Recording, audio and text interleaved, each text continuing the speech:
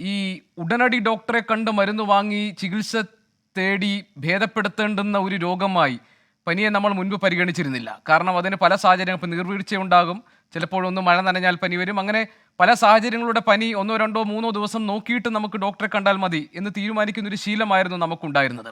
ഇപ്പോഴും അതേ ശീലം പിന്തുടരുന്നവരുണ്ടാകാം. അവരാണോ കൂടുതൽ അപകടത്തിൽപ്പെടുന്നത്?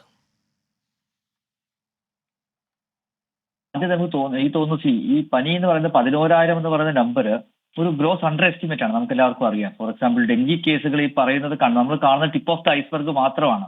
ഈ പ്രൈവറ്റ് ഹോസ്പിറ്റലിൽ കാണുന്ന കേസുകളോ അല്ലെങ്കിൽ സ്വയം ടെസ്റ്റ് ചെയ്ത് കണ്ടുപിടിക്കുന്നവരോ ടെസ്റ്റ് ചെയ്യാത്തവരോ ഒക്കെ എത്രയോ കൂടുതലുണ്ട്. അപ്പൊ നമ്മൾ ഈ പറയുന്ന കേസുകളുടെ എണ്ണം എന്ന് പറയുന്നത് വളരെ ഒരു ടിപ്പ് ഓഫ് ദ ഐസ്ബർഗ് ആണ്. നമ്മൾ കാണുന്ന കമ്മ്യൂണിറ്റിയിലുള്ള കേസുകളുടെ ഒരു ചെറിയ ശതമാനം മാത്രമേ വരുന്നുള്ളൂ. അപ്പൊ ഈ പനിയുള്ള എല്ലാവരും ചേർന്ന് ഹോസ്പിറ്റലിൽ വന്നു കഴിഞ്ഞാൽ ഉണ്ടാകുന്ന ഒരു പ്രശ്നം വളരെ കൂടുതലാണ്. പലപ്പോഴും എനിക്ക് തോന്നുന്ന ഒരു റൂൾ ഓഫ് തമ്പ് പറയാവുന്നത്, for example influenza like illness, അതായത് പനിയും ചുമയും തൊണ്ടവേദനയും വരുന്നത് യൂഷ്വലി ഒരു വൈറൽ ഫീവർ ആയിരിക്കും. ഇൻഫ്ലുവൻസ വൈറസിന്റെ ഒരു അറ്റാക്ക് ആകാനാണ് സാധ്യത. ഇൻഫ്ലുവൻസ പോലെയുള്ള റെസ്പിറേറ്ററി വൈറസിന്റെ ഒരു ഇൻഫെക്ഷൻ ആകാനാണ് സാധ്യത. അങ്ങനെയുള്ളവരിൽ 99% പേരിൽ ഒരു 50 വയസ്സിന് താഴത്തുള്ള മറ്റ് റിസ്ക് ഫാക്ടേഴ്സ് ഇല്ലാത്ത ആളുകൾ, അതായത് ഡയബറ്റീസ് ഇല്ല, അല്ലെങ്കിൽ ഹൃദയ സംബന്ധമായ അസുഖമില്ല, കിഡ്നിക്ക് വലിയ അസുഖങ്ങളൊന്നുമില്ല, സ്റ്റിറോയിഡ് പോലെ ഇമ്മ്യൂണോ സപ്രസീവ് മരുന്നുകൾ കഴിക്കുന്നില്ല, പ്രഗ്നൻസി ഇല്ല, ഇങ്ങനെയൊന്നും ഇല്ല എന്നുണ്ടെങ്കിൽ ഡെഫിനറ്റ്ലി അവർ 1, 2 ദിവസം ഒബ്സർവ് ചെയ്യുന്ന ഒരു തെറ്റുമില്ല. അവർക്ക് ഒരു റെഡ് ഫ്ലാഗ് സൈൻസ്, അതായത് ശ്വാസമുട്ടൽ ഉണ്ടാകുന്നു, അല്ലെങ്കിൽ പനി 3 ദിവസം കഴിഞ്ഞും കുറയുന്നില്ല, അല്ലെങ്കിൽ പെരുമാറ്റത്തിൽ വ്യത്യാസം വരുന്നു, അങ്ങനെയുള്ള ചെറിയ റെഡ് ഫ്ലാഗ് സൈൻസ് ഉണ്ടെങ്കിൽ അവർ ഡോക്ടറോട് പോയാൽ മതി. പക്ഷെ ഇതിലെ പ്രശ്നം എന്താണ്?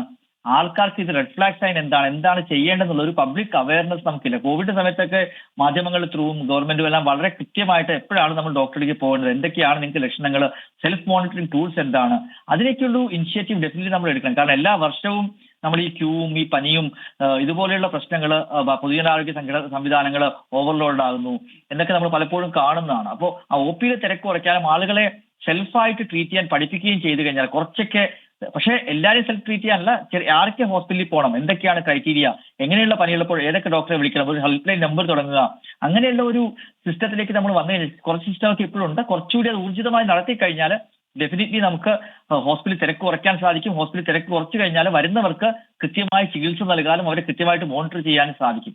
പിന്നെ വേറൊരു കാര്യം പറയാനുള്ളത്, എനിക്ക് തോന്നുന്നു നേരത്തെയും ഗോപികൃഷ്ണൻ നമ്മുടെ മിനിസ്റ്ററോട് ഇത് തന്നെയാണ് ചോദിച്ചത്. ഗോപി, എങ്ങനെ ഇതിനെ നമുക്കൊരു കോസ്റ്റ് എഫക്റ്റീവായി ട്രീറ്റ് ചെയ്യാൻ? ഡെഫിനറ്റ്ലി ഒരു വലിയൊരു പ്രശ്നമാണ്. കാരണം സാമ്പത്തിക പ്രതിസന്ധിയിലൂടെ കടന്നു പോകുന്ന സംസ്ഥാനമാണ്. നമുക്ക് ജനങ്ങളിലും സാമ്പത്തികമായിട്ട് വളരെ ബുദ്ധിമുട്ട് നേടുന്നതാണ് ഭൂരിഭാഗം ആളുകളും. അപ്പോൾ കോസ്റ്റ്ലി ടെസ്റ്റുകൾ ചെയ്യാൻ ഭയങ്കര ബുദ്ധിമുട്ടുകൾ തന്നെയാണ്. അപ്പോൾ നമ്മൾ കോവിഡ് സമയത്തൊക്കെ തന്നെ കോസ്റ്റ് കുറച്ചുകൊണ്ട് ആന്റിജൻ ടെസ്റ്റ് കൊണ്ടുവന്നു. അങ്ങനെയുള്ള ഒരു മോളിക്കുലർ ബേസ്ഡ് ടെസ്റ്റുകളൊക്കെ വളരെ കോസ്റ്റ് കുറച്ച് കൊണ്ടുവരാനുള്ള മെത്തേഡ്സ് ഡെഫിനറ്റ്ലി റിസർച്ച് നമ്മൾ ചെയ്യണം. പിന്നെ മൂന്നാമത്തെ കാര്യം പറയാനുള്ളത്, ഡെങ്കിയുടെ കാര്യത്തിൽ എനിക്ക് തോന്നുന്നു ഡോക്ടർ അൽത്താഫും ഡോക്ടർ അരുണും ഇത് എഗ്രി ചെയ്യും.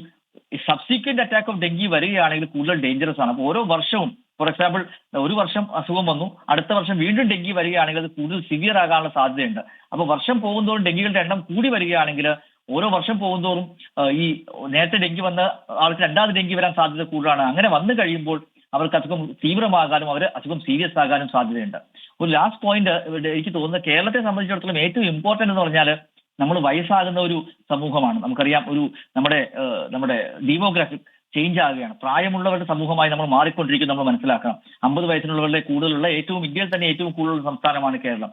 അങ്ങനെ ഉണ്ടാകുമ്പോൾ ഈ പനി വരുമ്പോൾ ആളുകൾ 50 വയസ്സിന് കൂടുതലുള്ളവർക്കൊക്കെയാണ് ഈ പനി വരുമ്പോഴും അവർക്ക് അനുബന്ധ അസുഖങ്ങളുണ്ട്, ഡയബറ്റീസ് കണ്ടമാനം കൂടുതലുണ്ട്.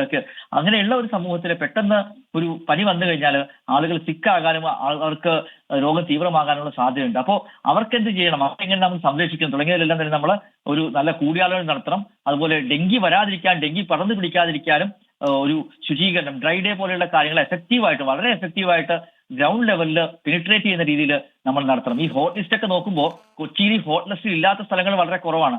നമ്മുടെ ഹോട്ട് ലിസ്റ്റൊക്കെ കൊച്ചി കോർപ്പറേഷന്റെ ബഹുഭൂരിഭാഗം ഭാഗങ്ങളും ഈ ഹോട്ട് ലിസ്റ്റിലുണ്ട്. അപ്പൊ അതിന്റെ അർത്ഥം എന്ന് പറഞ്ഞാൽ നമ്മൾ ഏഡീസ് കൊതുകുകളെ എലിമിനേറ്റ് ചെയ്യുന്നത് നമുക്ക് എത്ര വേണമോ അതിൽ നമ്മൾ അത്രയും എത്തിയിട്ടില്ല എന്നുള്ളത് തന്നെയാണ് അത് സൂചിപ്പിക്കുന്നത്. അപ്പൊ ഡ്രൈ ഡേ കുറച്ചുകൂടി എഫക്റ്റീവായിട്ട് നടത്തണം. താഴത്തെ രീതിയിൽ വികേന്ദ്രീകൃത ഭരണ സംവിധാനമൊക്കെ ഉൾപ്പെടുത്തിക്കൊണ്ട്, വാർഡ് തലത്തിൽ തന്നെ ആശാ വർക്കേഴ്സിനേക്ക് ഉൾപ്പെടുത്തിക്കൊണ്ട് എങ്ങനെയാണ് നമുക്ക് ഇതിനെ മുന്നോട്ട് പോകുക എന്നുള്ളത് കൂടിയാലോചന നടത്തി അതിന് വേണ്ട നടപടികൾ സ്വീകരിക്കണം.